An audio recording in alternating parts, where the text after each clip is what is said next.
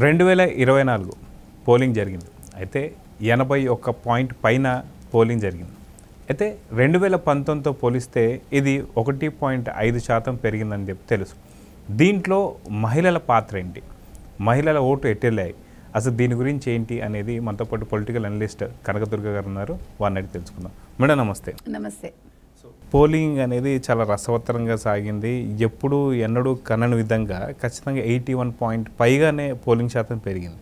So దాంతోపాటు EC కూడా చెప్తుంది ఇది పెద్ద మైల్ రాయి కింద నా యొక్క లైఫ్లో మిగిలిపోతుంది, ఇంతటి స్థాయి ఓటింగ్ జరగడం అనేది చాలా అద్భుతం అని చెప్పి చెప్తుంది.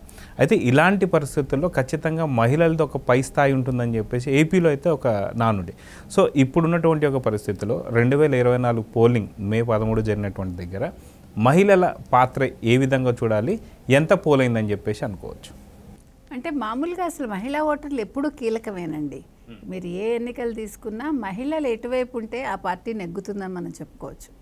సో ఈసారి చిత్రంగా జరిగింది. మీరు చూస్తే కనుకైతే అసలు మహిళా ఓటర్ల సంఖ్య ఎక్కువ, మొత్తం పోలైన ఓట్లలో మహిళా ఓటర్లు ఎక్కువగా ఉన్నారు.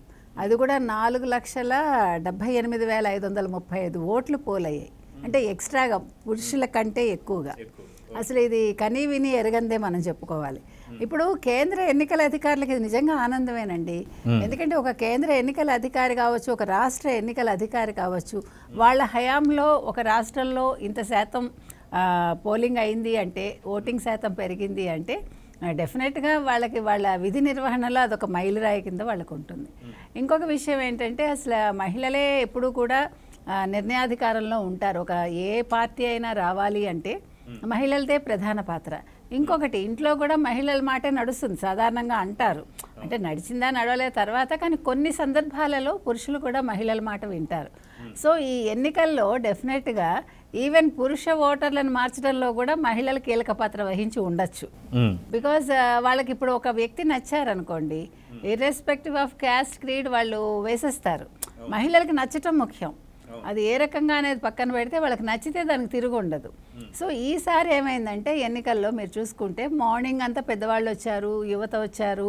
మీకు సాయంకాలం మహిళా ఓటర్ల సంఖ్య పెరిగింది, చాలా విపరీతంగా పెరిగింది. దానికి కారణం ఏంటంటే కొన్ని చోట్ల ఎండలు, కొన్ని చోట్ల వర్షం పడడం, ఇలా రకరకాల కారణాలు. తర్వాత ఇళ్లలో పనులు చేసుకుని నిదానంగా వెళ్దాంలే అని ఆ విధంగా భారీ స్థాయిలో వాళ్ళు సాయంకాలానికి వచ్చారు. అయితే ఈ మహిళా ఓటర్లన్నీ వైసీపీకే పడ్డాయా, కాదు తెలుగుదేశానికి పడ్డాయా, ఇలా ఎవరికి వాళ్ళు మీమాంసలో ఉన్నారు. దానికి కారణం ఏంటంటే మేము ఇచ్చిన పథకాలు, అందుకని ఓటర్లు మా వైపే ఉన్నారు అని వైసీపీ, కాదు మేమిచ్చిన పథకాలు అని తెలుగుదేశం. ఇంకొకటి ఏంటంటే వైసీపీ వాళ్ళు అనేది ఎంత ఇస్తాడని కాదు, జగన్ చెప్పింది చేస్తాడు అని వాళ్ళు, కాదు చంద్రబాబు నాయుడు గారు మాట తప్పరని వీళ్ళు. ఇట్లా ఎవరికి వాళ్ళు అంచనాలు వేసుకున్నారు. అయితే ఈ మహిళా ఓటర్లు ఎవరి వైపు ఉన్నారు, అసలు వాళ్ళు ఎందుకు ఓటు వేస్తారు, ఈ అంశాలు మనం చూసుకున్నప్పుడు మనకి ఫస్ట్ ఖచ్చితంగా కనిపించేది, మీరు ఫస్ట్ చూసుకుంటే పోస్టల్ బ్యాలెట్ ఓటింగ్. ప్రభుత్వ ఉద్యోగులు ఖచ్చితంగా చంద్రబాబు నాయుడుకి వేశారు.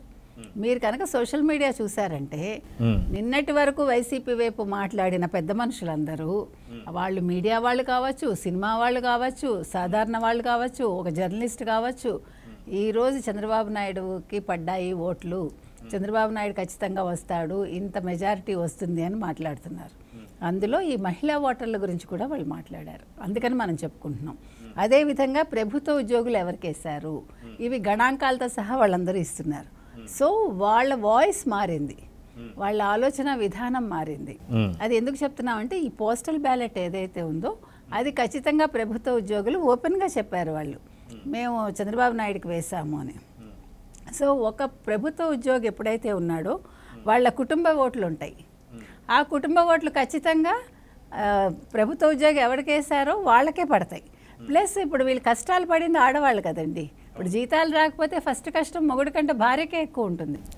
ఇంట్లో మేనేజ్ చేయాల్సింది మహిళ కాబట్టి ఖచ్చితంగా వాళ్ళు నిర్ణయం తీసుకుంటారు, ఈ ప్రభుత్వానికి వెయ్యొద్దు, వీళ్ళు మనకి కష్టపెట్టారు, మనకి జీతం ఇవ్వలేదు. సో ఆ ఓట్లన్నీ గంపగుత్తగా తెలుగుదేశానికి పడతాయి.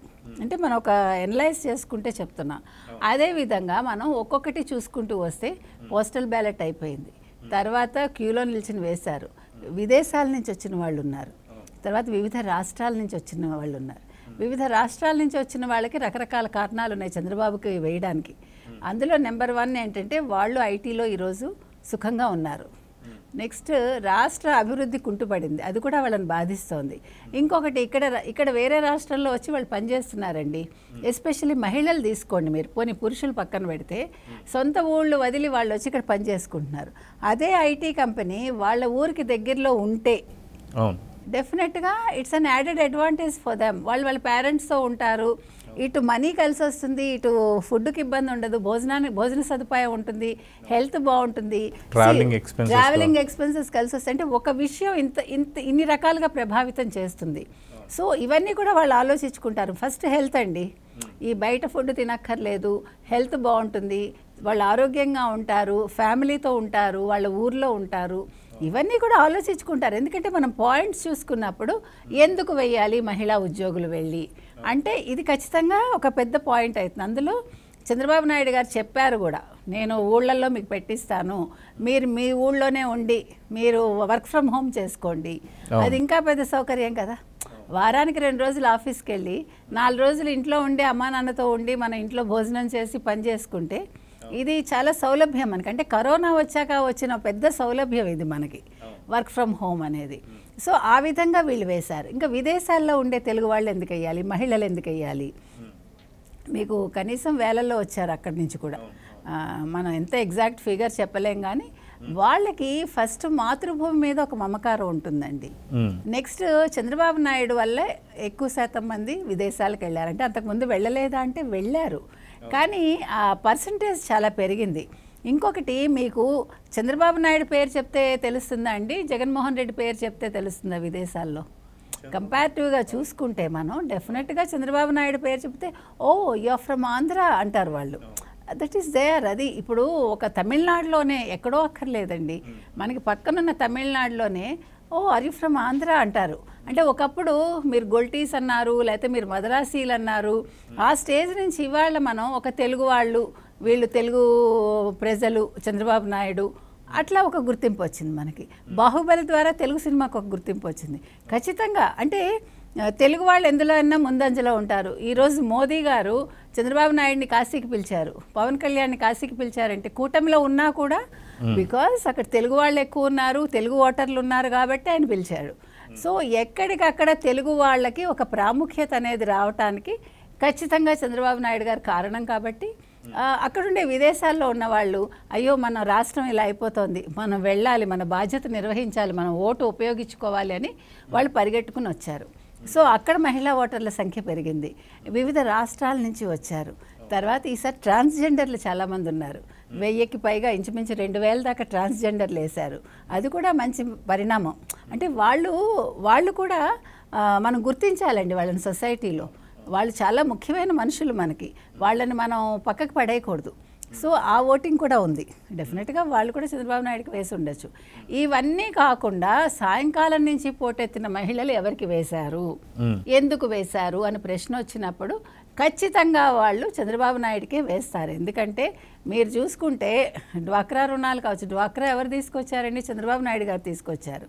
0 వడ్డీ కావచ్చు, పావలా వడ్డీ కావచ్చు, వాళ్ళకి అసలు రుణాలు ఇచ్చి వాళ్ళ కాళ్ళ మీద వాళ్ళు నిలబడేలాగా చేశారు. ఇప్పుడు ఈయన పథకాలు చెప్తున్నాడు, ఈ పథకాల కంటే కూడా ఈయన ఎక్కువ ఇస్తానని చెప్తున్నారు చంద్రబాబు నాయుడు గారు.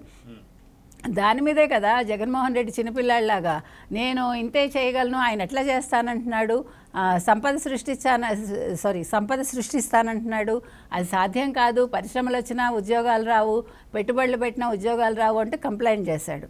కానీ మహిళలు ఈసారి గంపగుత్తగా చంద్రబాబు నాయుడికి వేశారండి. ఎందుకంటే ఎప్పుడైతే మీకు ఓటింగ్ శాతం పెరిగిందో, ఓటింగ్ సరళి మారిందో, అది ఖచ్చితంగా ప్రతిపక్షానికి అది ప్లస్ అవుతుంది. సో ఈసారి ఓటర్లు నిర్ణయాధికారం తీసుకుని, ముఖ్యంగా మహిళలు, వాళ్ళు ఆలోచించి వాళ్ళ ఓటు హక్కుని వినియోగించుకున్నారు.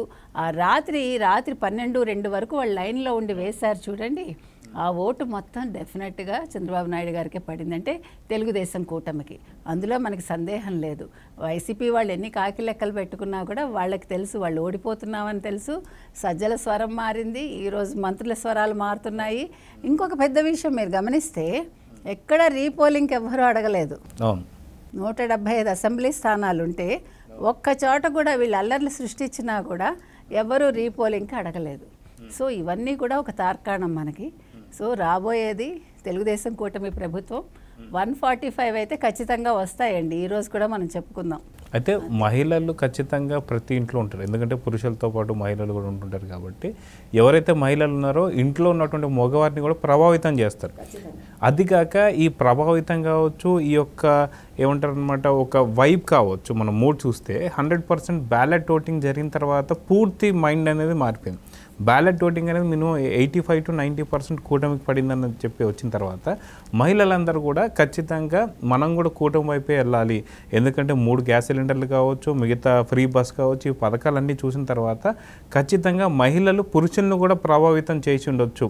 అంటే ఏదైతే పురుషుల కన్నా ఎక్కువ, అంటే 4 లక్షలు ఇందాక చెప్పినట్టు 4,75,000 సంబంధించిన ఏదైతే అత్యధికంగా ఎక్కువ పడ్డటువంటి మహిళలు, నార్మల్ మహిళలు ఇంట్లో ఉన్నటువంటి పురుషులను కూడా కొంత ఇన్ఫ్లుయెన్స్ చేసి ఉండవచ్చు అని చెప్పి అనుకోవచ్చా? ఖచ్చితంగా చేస్తారు. మీరు చెప్పినట్టుగా వీళ్ళకి ఎప్పుడైతే ఉచిత బస్సు కావచ్చు, 3 గ్యాస్ సిలిండర్లు, అది చిన్న విషయం కాదండి, దాని ఇంపాక్ట్ ఉంటుంది. ఇంకొకటి యువతలో కూడా ఈసారి ఎక్కువ 10 లక్షలు ఉన్నారు, అందులో ఖచ్చితంగా మహిళలు ఉంటారు. సో వాళ్ళ ఓటు కూడా యువతదే పడుతుంది. ఆ 10 లక్షలు ఇటు పడవచ్చు, అందులో యువతది ఖచ్చితంగా చంద్రబాబు నాయుడు గారికి పడుతుంది, అంటే ఆడపిల్లలు ఎవరైతే ఉన్నారో. సో మీరు ఏ రకంగా చూసుకున్నా మీరు చెప్పినట్టుగా ఇప్పుడు యాంటీ ఇన్కంబరెన్సీ అనేది బాగా ఇక్కడ ఉంది. ప్లస్ వీళ్ళ ఈ మహిళలు ఏదైతే ఉన్నారో వాళ్ళు పురుషుల ఆలోచన సరళిని మారుస్తారు ఖచ్చితంగా. అదంతా కూడా గంపగొత్తగా అటు పురుషులది పడినప్పటికీ మహిళలు అయితే 200% కూటమికే వేశారండి. వాళ్లే నిర్ణయాధికారం వాళ్ళదే. సో అందుకని తెలుగుదేశం కూటమి ఖచ్చితంగా వస్తుంది. 145/23 వచ్చి తీరుతాయి. సో చూద్దాం మేడం, ఖచ్చితంగా రిజల్ట్స్ కూడా అతి తొందరలో ఉన్నాయి, ఇంకో 15 రోజుల్లోనే ఉండొచ్చు. సో రిజల్ట్స్ రోజున మాత్రం నిజంగా కూటమికి అత్యధికమైనటువంటి మెజారిటీ కావచ్చు, సీట్లు కావచ్చు వస్తాయని చెప్పేసి అయితే అంటున్నారు. చూద్దాం ఏం జరగబోతుంది. నమస్తే.